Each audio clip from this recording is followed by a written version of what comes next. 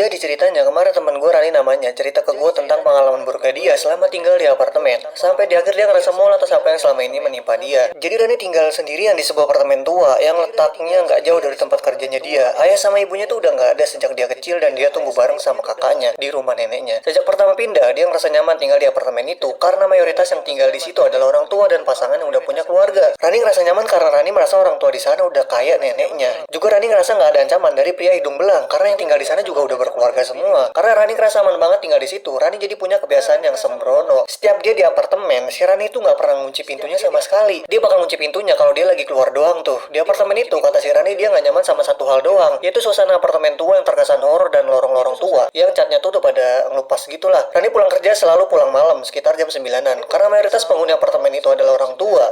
Jadi setiap Rani pulang udah nggak ada orang yang lalu lalang lagi. Di sini gue sebagai temennya yang diceritain tuh ngerasa gregetan sendiri, karena teman gue ini udah tahu kondisi apartemennya itu begitu, tapi pintunya nggak dikunci, jir. Katanya dia percaya kalau jin atau setan itu emang nggak ada kemampuan buat buka pintu. Kata Rani, akhir-akhir ini dia ngerasa tidurnya tuh nggak nyaman banget. Setiap bangun tidur badannya tuh selalu pegel dan sakit. Pernah suatu pagi dia ngeliat pergelangan tangannya tuh kayak ada lebam ungu. Dia pikir paling gara-gara posisi tidurnya yang aneh. Dia nggak pernah mikir lebih jauh dari itu.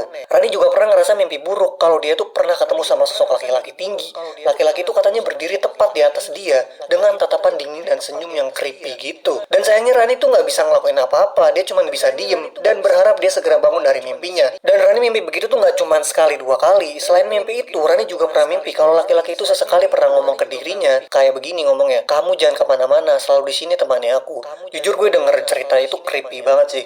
Waktu itu di hari Minggu, Rani temen gue libur nih dari kerjanya. Kegiatan dia kalau libur selalu di apartemennya doang, nikmatin waktunya sendiri. Waktu itu kondisinya tuh lagi hujan deras di tengah udara yang dingin.